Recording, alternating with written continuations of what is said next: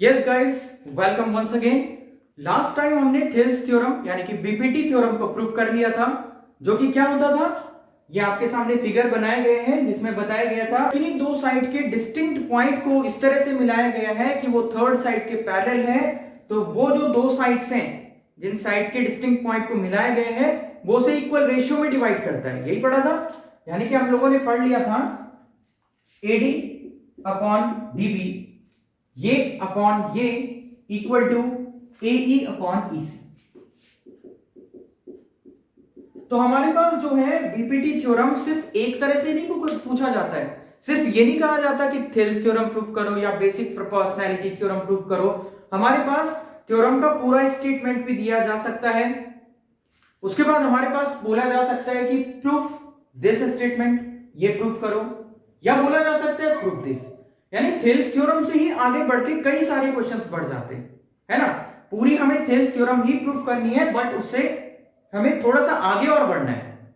तो देखिए, Thales theorem से आगे आपको प्रूफ करने के लिए यह भी कहा जा सकता है, हम इसको ढूंढे अगर फिगर में, तो क्या हो रहा है, A B upon D B. A B ये पूरी साइड ले ली और डी बी ये वाला इतना साइड लिया, equal to A C upon E C. हमने थेल्स थ्योरम तो ये अपॉन ये इक्वल टू ये अपॉन ये पढ़ा था, बट अभी तो पूरी साइड और ये, पूरी साइड और दिस, राइट। तो ये कैसे करना है, देखिए ये भी वहीं से बनेगा। पूरा हमें थेल्स थ्योरम ही प्रूफ करना है और हम यहां तक पहुंच गए। जस्ट एक स्टेप और आगे जाएगा। थेल्स थ्योरम को प्रूफ करने के बाद दोनों तरफ 1 ऐड कर दीजिए, मतलब जो रेशियो हमने इक्वल बताए थे उनमें दोनों तरफ 1 ऐड कर दीजिए। ये एक वैलिड काम है क्योंकि हम दोनों साइड कर रहे हैं, लेफ्ट हैंड साइड में भी और राइट हैंड साइड में भी।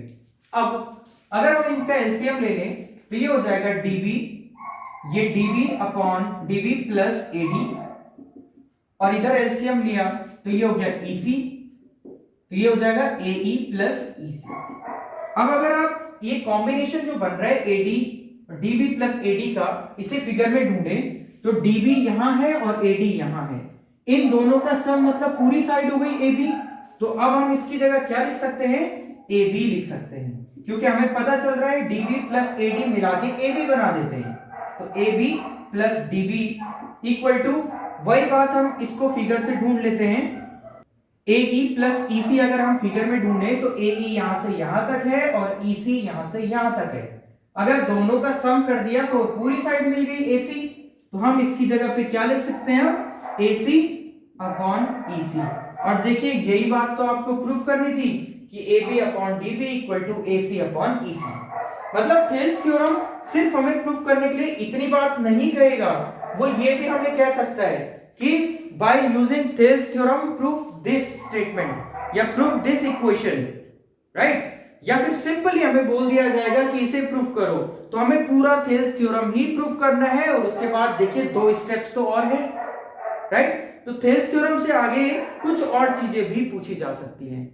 तो इससे हमारे पास एक कंक्लूजन निकल रहा है कि थेल्स थ्योरम हमें जस्ट ये नहीं बताता कि इन दो साइड को इक्वल रेशियो में डिवाइड करता है, जस्ट ये नहीं बताता, बट ये भी बता देता है कि जितने भी रेशियोज बनेंगे वो सब इक्वल होंगे, बट सिस्टमैटिकली इक्वल होंगे, मतलब कॉरेस्पॉन्डिंग साइड लेते हुए इक्वल होंगे। अगर मैं कह रहा हूं एडी अपॉन एबी, ध्यान देना, AD upon AB equal to AE upon AC, तो ये बात भी बिल्कुल वैलिड है। ये अपॉन ये पूरा इक्वल टू ये अपॉन दिस, राइट।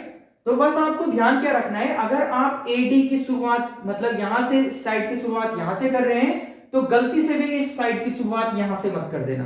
अगर शुरुआत यहां से हो रही है, ये रेशियो ले रहे हैं, तो यही रेशियो यहां पे लेंगे। तो इस साइड और इस साइड को जिस रेशियो में लिया वो इक्वल होंगे। क्लियर है ना। तो क्वेश्चन आपको किसी भी फॉर्म में पूछा जा सकता है थेल्स थ्योरम का। अब मैं मान के चलता हूं कि थेल्स थ्योरम आपको कंप्लीटली अच्छे से समझ आ गया होगा।